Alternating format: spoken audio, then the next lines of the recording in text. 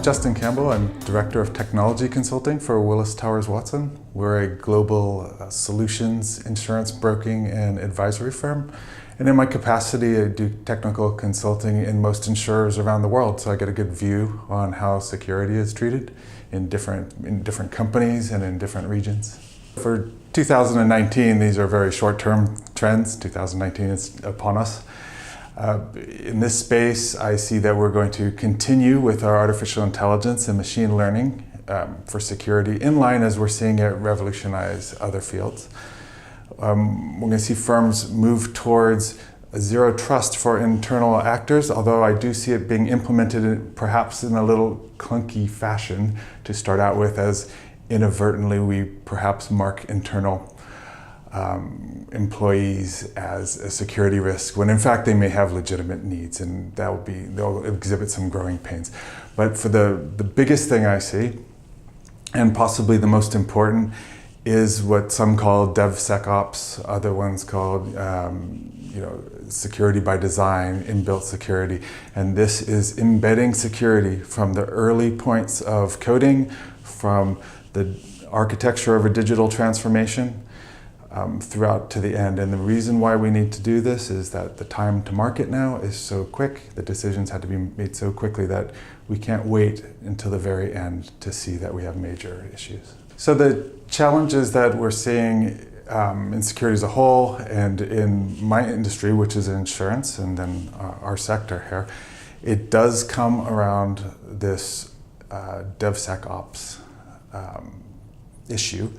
And that is, a lot of security people come from a compliance and audit background. And there's always going to be a place for this, to do a 27,001 audit and to catalog all the mitigations that we have in place.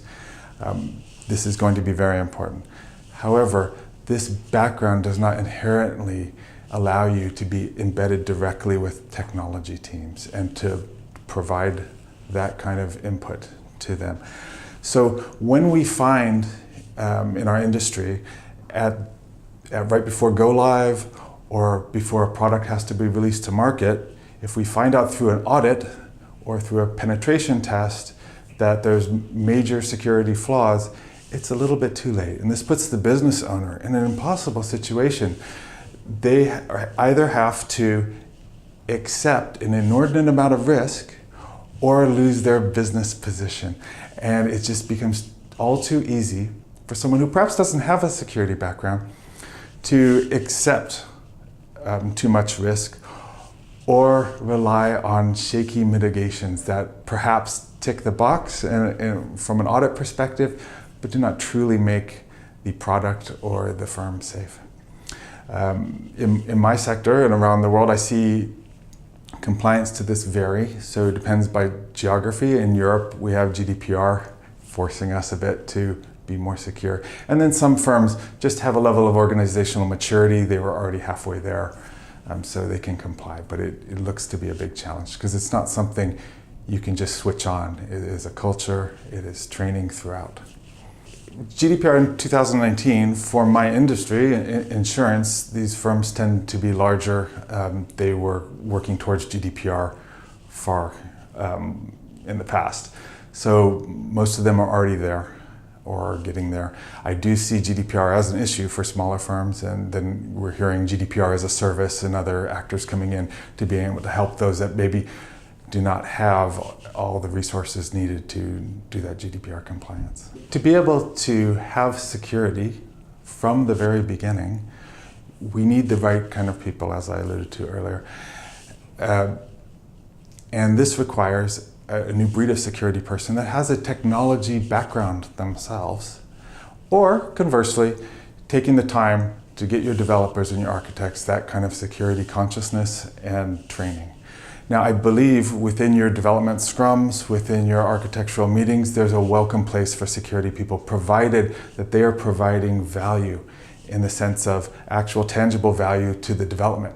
So rather than just having a compliance function, instructing developers on a novel workaround that improves the security.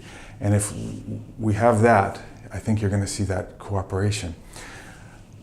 And to get them there, you have to have the same level of investment in your security people to have them on the latest wave of technology as you would for your regular development. So as we move into the cloud, into containerization, software as a service, are we taking the security team along with us? And I think for a lot of firms, the answer is no, because the security sits in a different function. The two business groups do not converge until a very high level. It's two different financial pots. And I think if we want security people to be as advanced and in the same speed as our dev teams, then we have to take them along for the ride. And perhaps that means security people in the development side. And I know in my firm, we have made a chief information security officer in the development area outside of the standard corporate realm.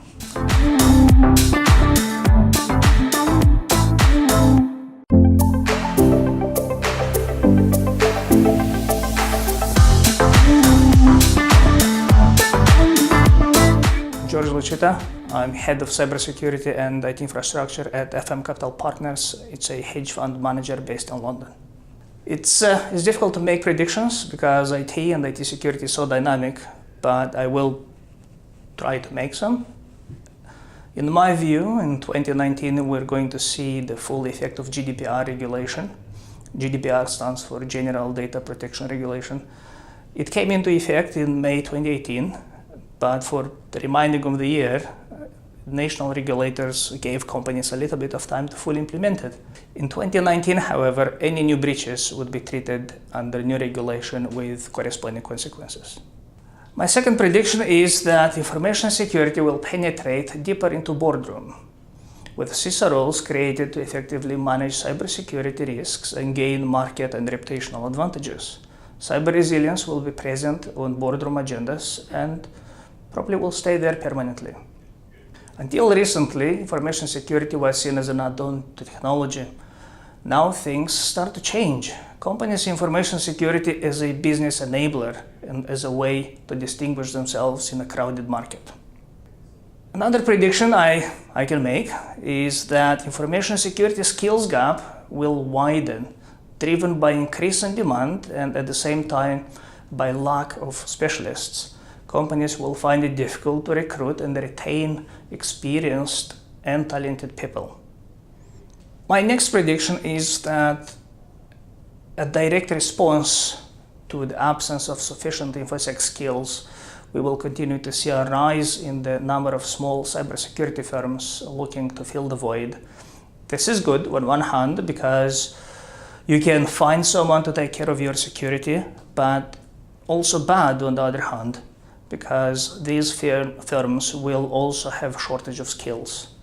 And my last prediction is about Internet of Things, or IoT.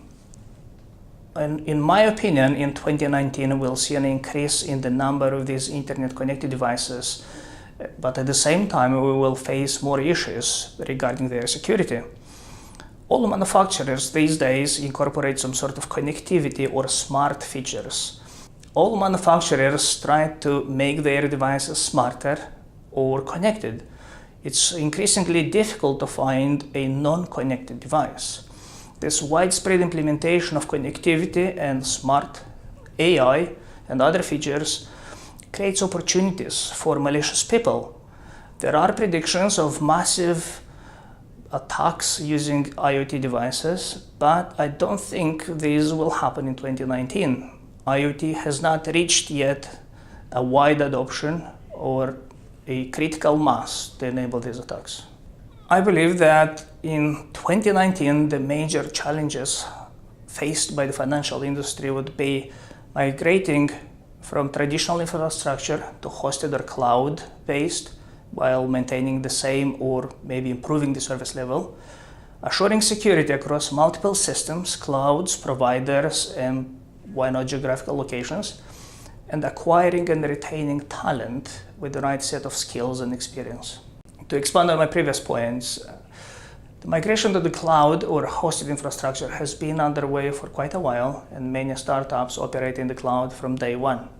It is easy for them because they just start. Established businesses, on the other hand, are more invested in traditional way of operation, where you have your own servers, data centers, data links, It may take a long time to move all this technology estate to the cloud. Sometimes it might be impossible. When we think about cloud strategy, security must be a top priority.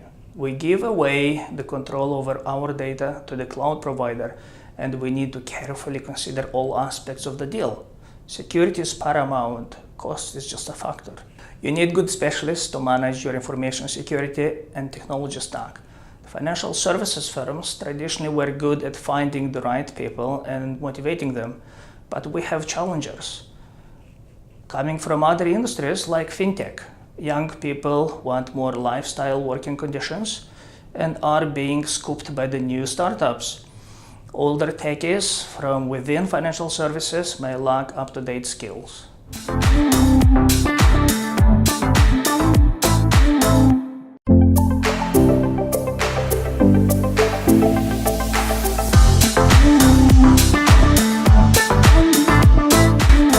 My name is Nigel Stanley and I'm the Chief Technology Officer and Global Head of Operational Technology and Industrial Cybersecurity for a German company called TÜV Rheinland. So TÜV Rheinland, or TÜV Rheinland as it's called, is a $20 billion German-based testing, inspection and certification company. They employ 20,000 people globally, testing, inspecting and certifying everything you can think of, from cuddly toys through to nuclear power stations. So my view in the area that I work is operational technology. So the trends for 2019 are absolutely going to impact critical infrastructure. So I definitely see a lot more interest from the hackers and the people that are interested in compromising these systems, taking a lot more interest in these systems rather than conventional IT hacking. So there's certainly a great groundswell of interest and attention. I think we're going to start to see more and more attacks on those systems as time progresses next year. I absolutely predict that what we're going to find is the uncovering of a flaw or a problem within a piece of software or maybe a piece of hardware within an operational technology system that no one's ever thought of. And this is going to surprise everyone, and immediately what's going to happen is the manufacturers and the operators will be scrambling really hard to fix those problems within that device. And that could have an impact on the production facility, it could have an impact on a piece of critical national infrastructure. But it's going to be a real tough job for them to manage the uncovering of this flaw. So increasingly we're starting to see the Internet of Things coming into operational technology. So we're starting to see commoditized IoT devices being embedded into organizations because they're quite much cheaper to put into these systems. In terms of safety critical systems, this really poses a problem because a safety critical system is a system that controls something that could go bang, quite frankly. So the ability to mitigate that risk is very, very important. We have seen some attacks on safety critical systems last year, and I fully expect we're going to start to see more of those as time progresses next year across IoT and OT systems. What those look like, nobody knows. But my only saving grace there is that many of these systems will fail safe in a way that if they are compromised, the system should fail in a way that doesn't cause any damage. But who knows? I think the major challenges for next year are going to be pressure on budgets. So budgets are very tight within a production facility often, and margins are quite tight as well. So finding money to spend on additional cybersecurity controls is going to be a bit of a challenge. But I think companies realise that that's a challenge they have to live up to. So I'm hopeful that they'll find the money and address the risk as they see it. So organisations need to spend more time and effort understanding the cyber business risk. This is all about the risk to the business. Businesses want to make money, they want to be profitable. But obviously all of these attacks can actually undermine some of that profitability. So organisations need to undertake some form of a cyber business risk assessment. And once they've conducted that assessment across all of their operational technology domain, implementing proportionate engineering-led controls to manage down that risk to an acceptable level to the business.